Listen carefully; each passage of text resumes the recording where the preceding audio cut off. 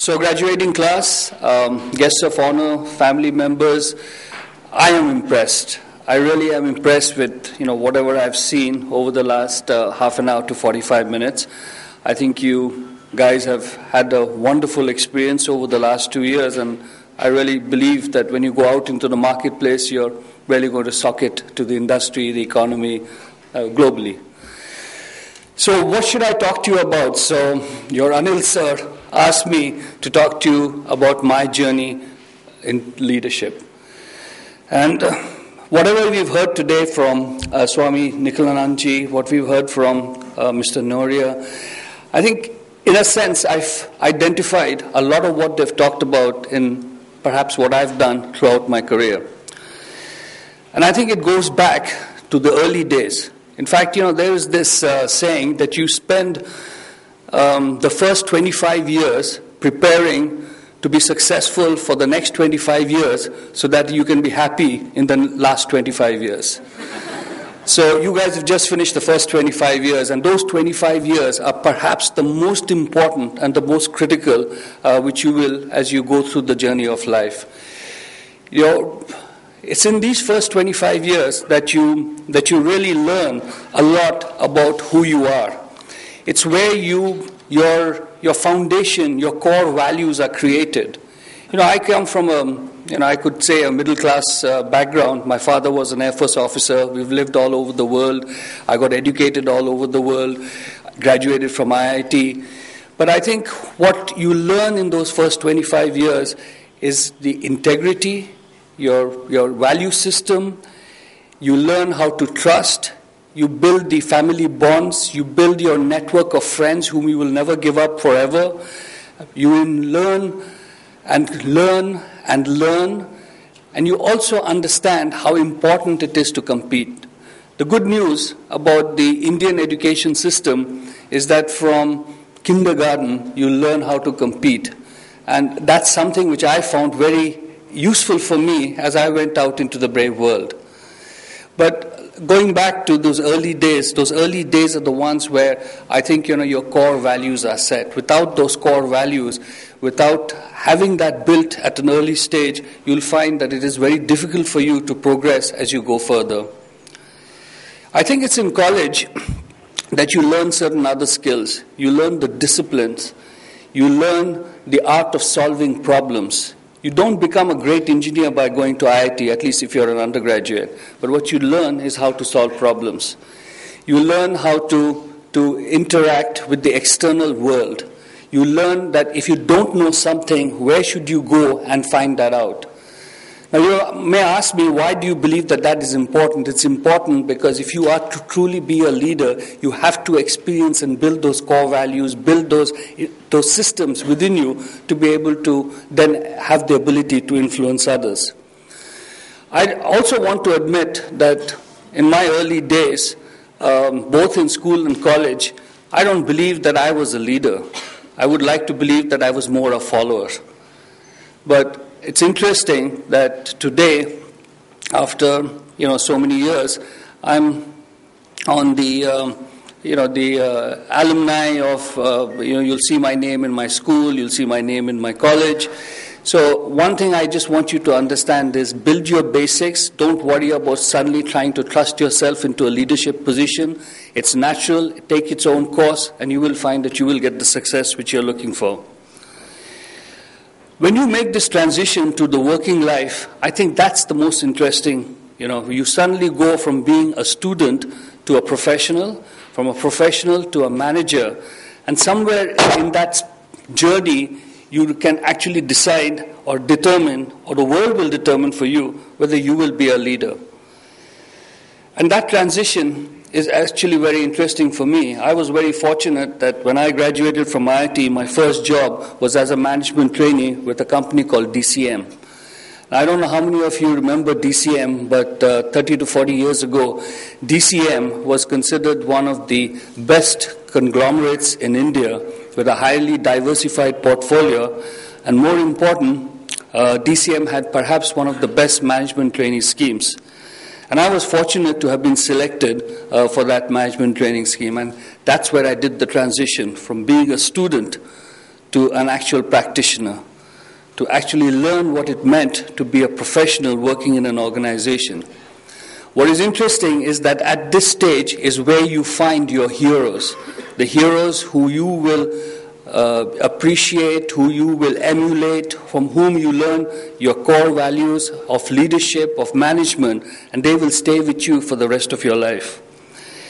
It's also here where you will understand the power of communication, and I like to call it storytelling, because if you are truly going to be a leader, then your ability to be able to tell stories to your followers is going to become important. And that's what I learned in DCM, the art of telling a story. You also have to, DCM was also where I understood the importance of failure. You know, it's interesting, but one of the, lines which I have sort of carried with me all through my life goes like this, that success is not final and failure is not fatal. The ability to make a mistake and to recover from it is something which you will learn. And if you haven't made a failure or you haven't been made a mistake in your life, you can never be a great manager, you can never be a good leader. It is part and parcel of the whole process of learning. The other thing which I've learned in my previous jobs has also been that there is no way in which what you have learned in your first 25 years is sufficient for the next 25 years. In every job which I have moved, or every role in which I have I've changed, I have had to spend enormous amounts of time relearning, changing, and understanding what I needed to do differently. So whether I'm working as a managing director of Oracle in India or the chairman of Microsoft, it's a completely different set of skills and understanding and knowledge which you have, and your ability to be able to change yourself and to relearn becomes very, very important. The other thing which I would suggest that you look at very clearly is this ability to build relationships. Relationships are important not because of what benefits they bring you, but more important, what you can learn from them. And also what you can offer in terms of that relationship. You know, the crux of any kind of relationship which you have is not based on the authority which you have over an individual, but it's based upon the value which you bring to the relationship. And therefore it doesn't matter whether you're in a matrix kind of a relationship or you're in a hierarchical kind of a relationship. It's because you add that value, therefore you have the power to lead. And now coming to leadership, the secret I found of leadership is really one simple thing which I'd like to share with you. It's about a vision and being able to share that vision and have a common purpose with your followers. That's what leadership is all about. If you don't have a vision, you cannot actually really lead. And if you don't have a shared vision and if you don't have a common purpose, then your task of leadership becomes that much more difficult. So what are some of the things which I've learned over the last few years? I've learned that leadership is also about building cultures. So if you work for a multinational, there is a culture which you have, which you inherit as a multinational, but it's also what you bring from an India perspective.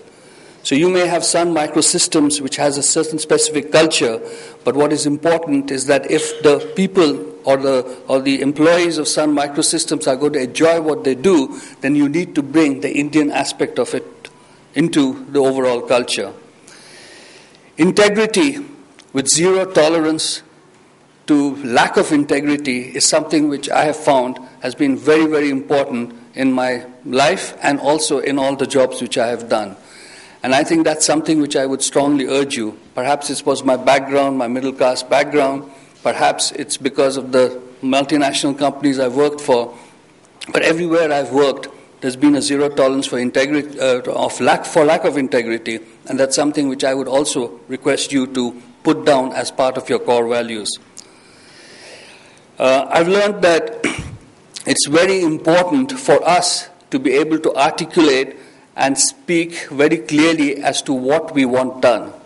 I found that in India especially, most people do not like to give bad news, and most people do not like to hear bad news.